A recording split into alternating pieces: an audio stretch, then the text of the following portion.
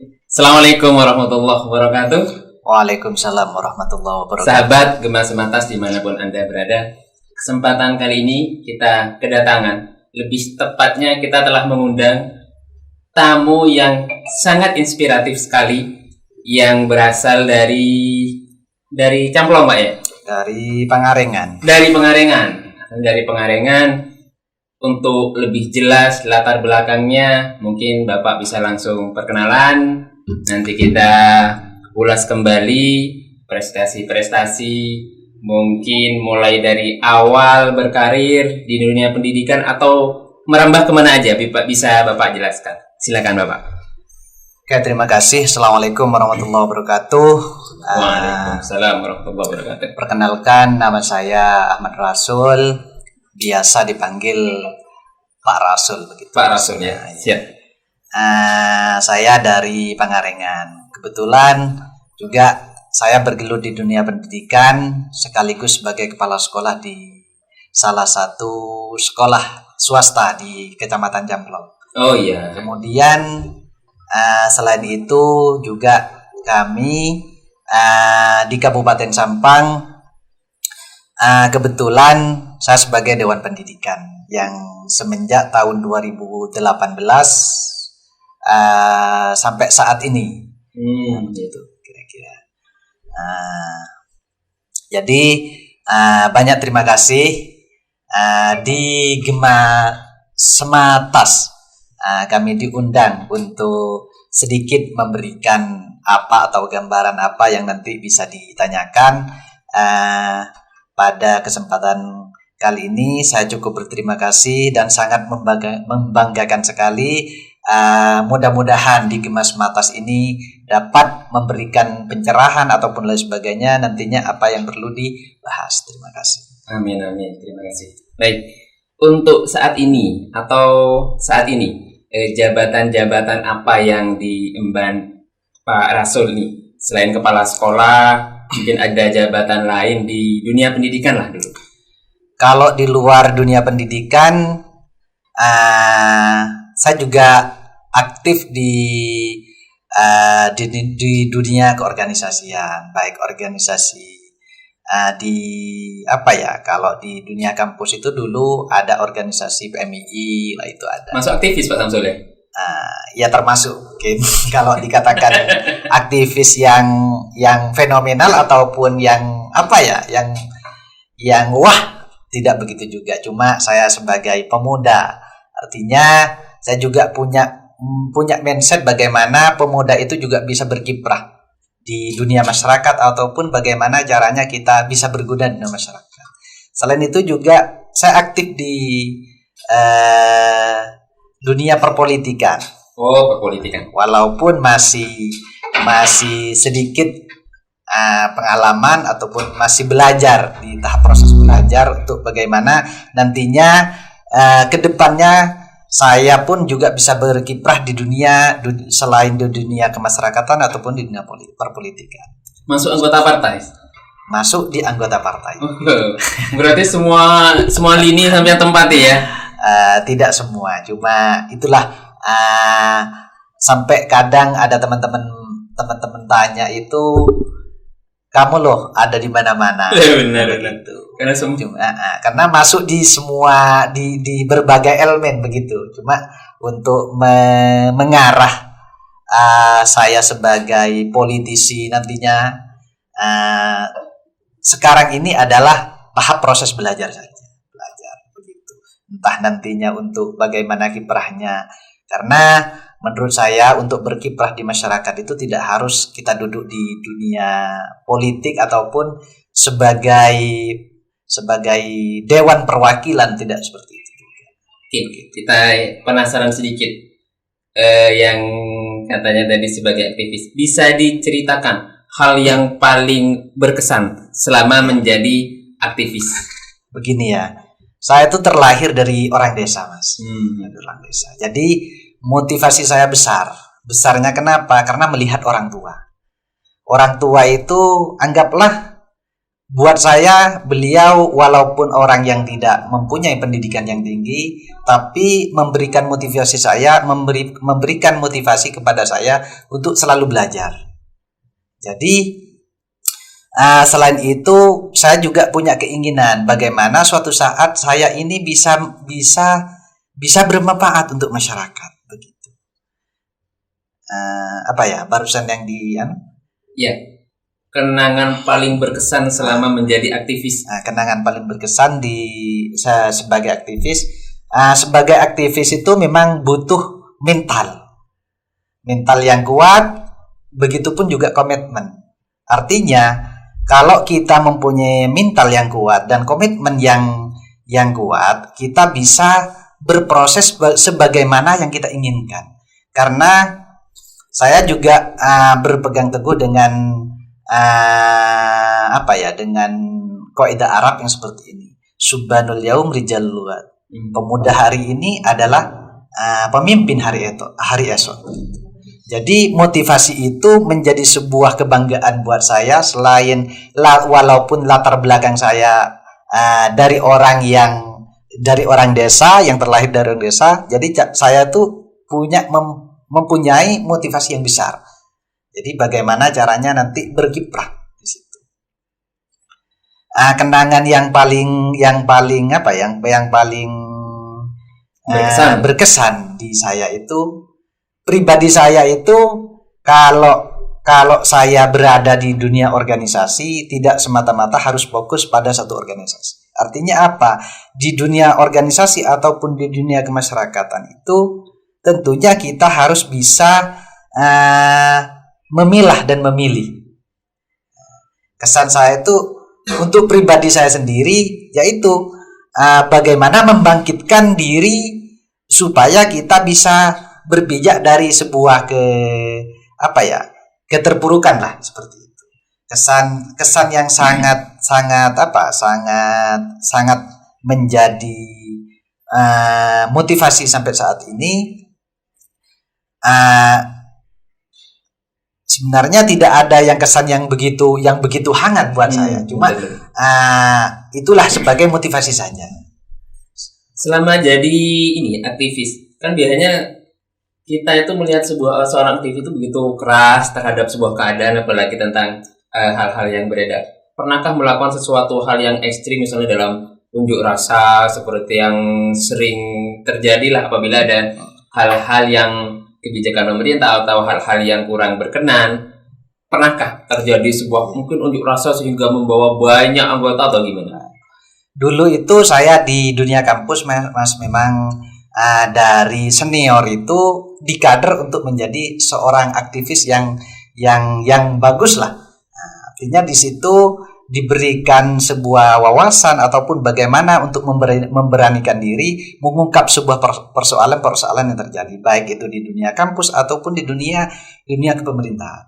Dulu pernah itu saya waktu kuliah, hari pertama saya masih ingat, hari pertama hari Senin, pas waktu itu sama teman-teman, sama kakak-kakak senior itu langsung disodorkan mic bagaimana untuk menjadi orator yang baik. Tiba-tiba berorasi langsung di kampus. Oh, di kampus. Berarti ada dilatih gitu ya? Iya, memang dilatih. Sebelum itu memang dilatih. Memang dilatih. Terlepas dari itu juga sebagai karena kalau di dunia kampus itu bebas lah untuk kita mengekspresikan diri ataupun mengungkap persoalan-persoalan yang terjadi di pemerintahan. Saya pernah juga ikut pernah demo di Pamekasan, di gedung DPRD juga pernah di Kabupaten Sampang itu pada waktu jadi aktivis pada sekitar tahun 2009 2010 saya juga pernah jadi orator di Kabupaten Sampang untuk persoalan, kalau tidak salah di 2008 itu persoalan di DPRD Kabupaten Sampang. Oke, baik. Agak sering nih pembahasan karena kita kedatangan satu tamu, tapi ada di beberapa bidang. yang gimana dalam bidang itu bisa kita misalnya cari ilmunya, atau mungkin kita bisa mencari hal-hal yang bisa kita kembangkan atau bisa kita tiru minimal. Nah, ada lagi setelah ini sebagai aktivis, oke. Nah, sekarang tadi yang membuat saya ini agak penasaran sebagai Dewan Pendidikan. Dewan Pendidikan sendiri itu apa? Dewan Pendidikan itu memang di peraturan pemerintah itu ada beberapa peraturan yang memang di semua daerah itu harus ada yang namanya Dewan Pendidikan. Dewan Pendidikan itu salah satu fungsinya adalah sebagai kontrol, pengawasan di situ.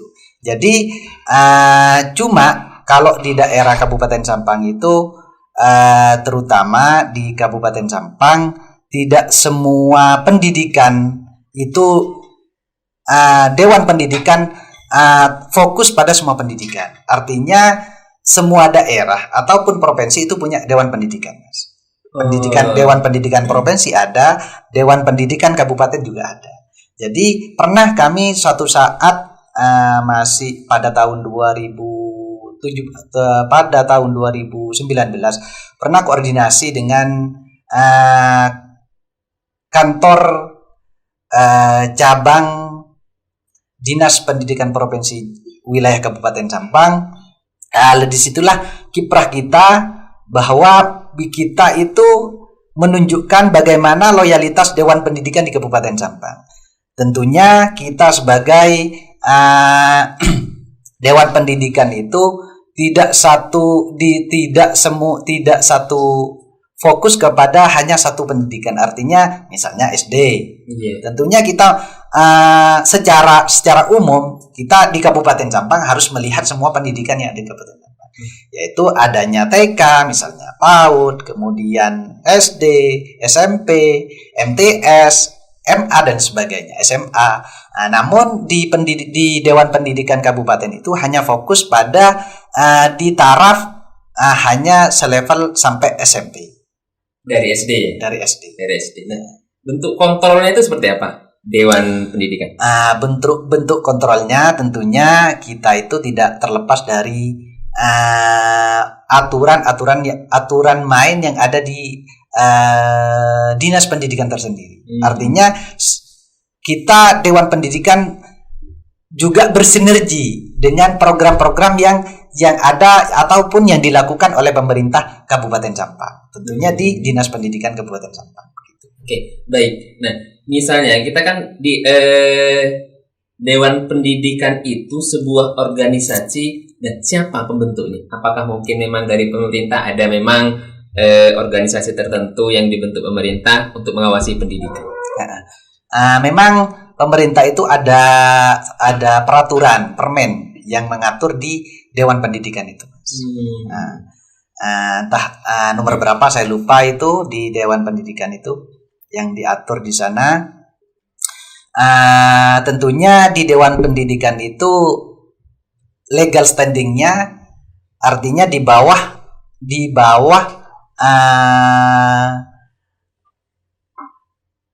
bupati, begitu. Karena yang melantik itu bupati. Dan untuk level dengan dunia pendidikan, artinya dinas pendidikan, kita itu sebagai mitra. Sebagai mitra. Mitra dari pengawasan, bagaimana kita ada pengawasan ataupun kontrol ke dunia pendidikan yang ada di wilayah Kabupaten Sampang. Oke, baik. Nah, misalnya kita kan setelah Dewan Pendidikan reportnya, maksudnya laporannya tentang dunia pendidikan itu ke siapa? Dan misalnya kita sebagai masyarakat untuk mengetahui kinerja dari Dewan Pendidikan itu harus kemana atau melihat apa? Mungkin ada webnya dan lain-lain. Gitu Mas ya. Kalau sementara ini untuk di webnya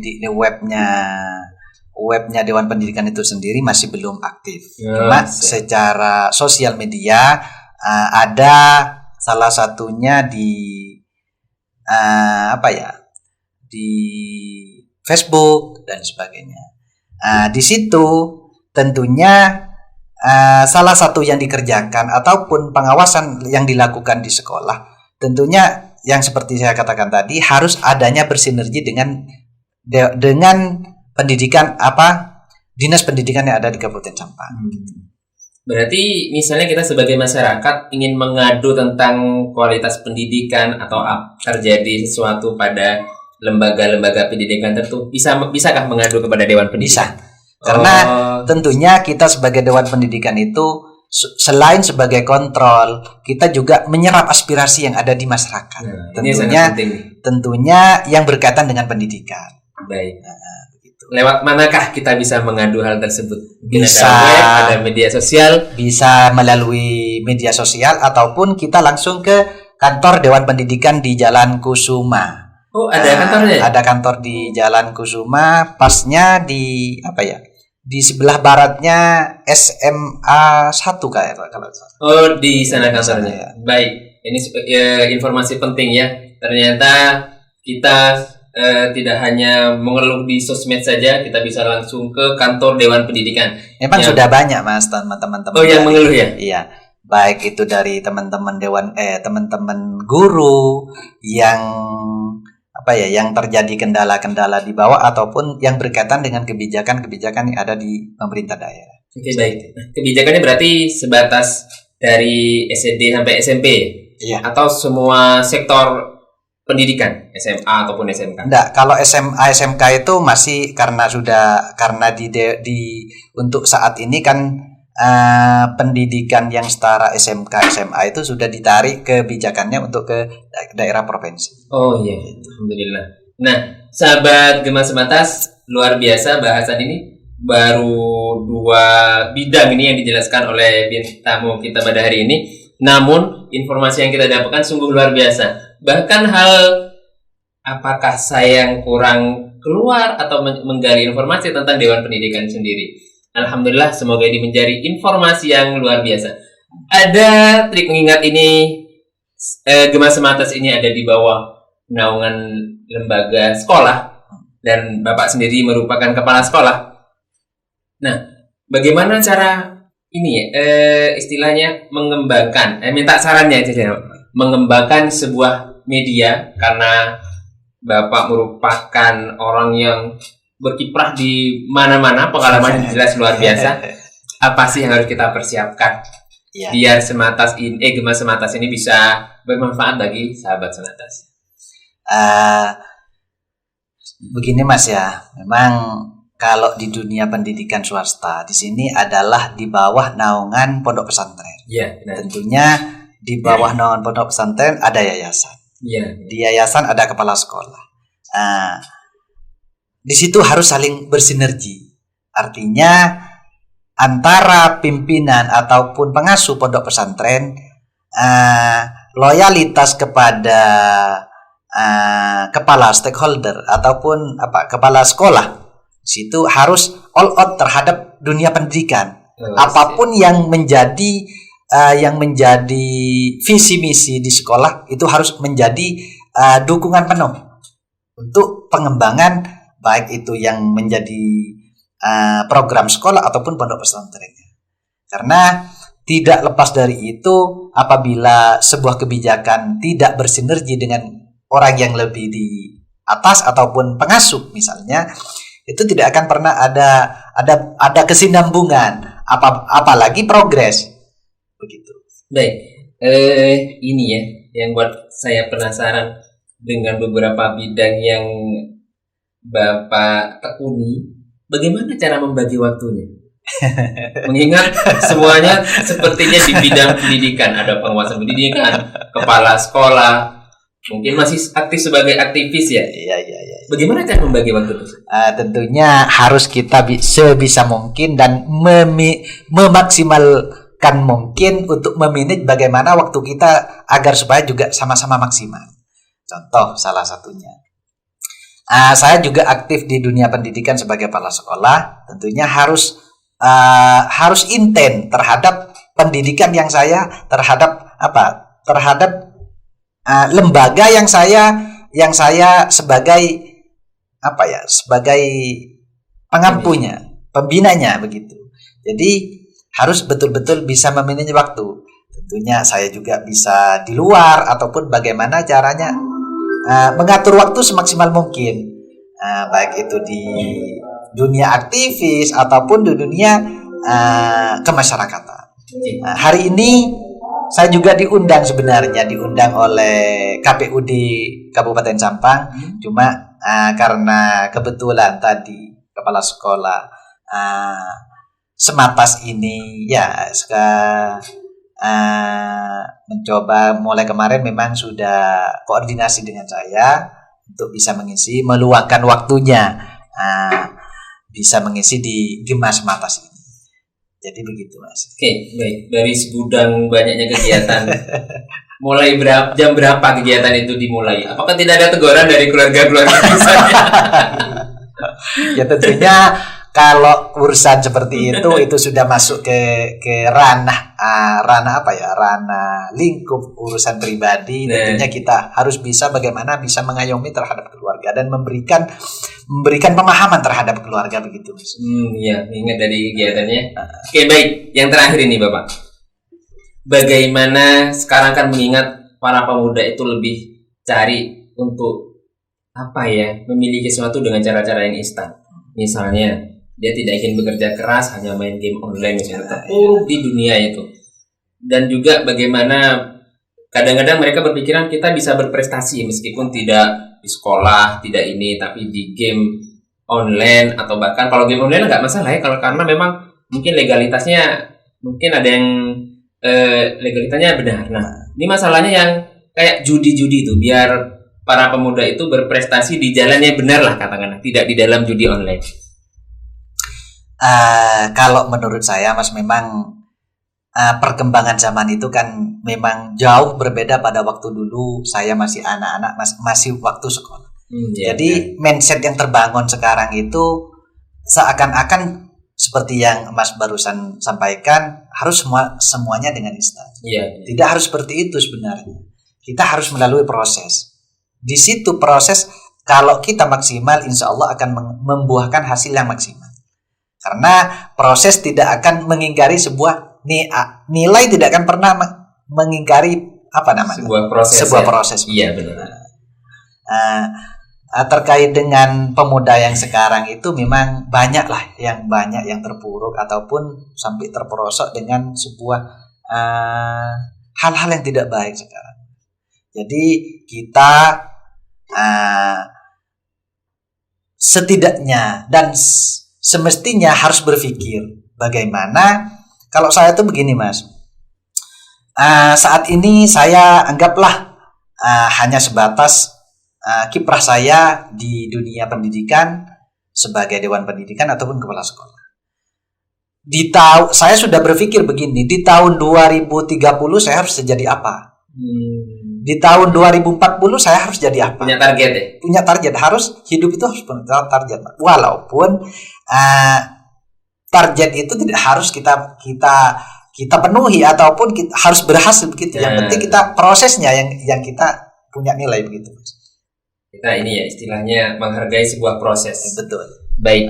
Nah, sahabat Gemas Sematas, demikianlah perbincangan kita dengan tamu yang luar biasa. Semoga banyak hal yang bisa kita ambil hikmahnya, kita teladani bagaimana sesibuk apapun beliau, tapi bisa memanage waktu dengan baik. Baik, terima kasih atas kehadirannya. Terima kasih, sama-sama. Semoga kedepannya jangan bosan-bosan untuk kita timba ilmunya, berbagi ilmu dengan kami. Sekian, wassalamualaikum warahmatullahi wabarakatuh. Waalaikumsalam warahmatullahi wabarakatuh.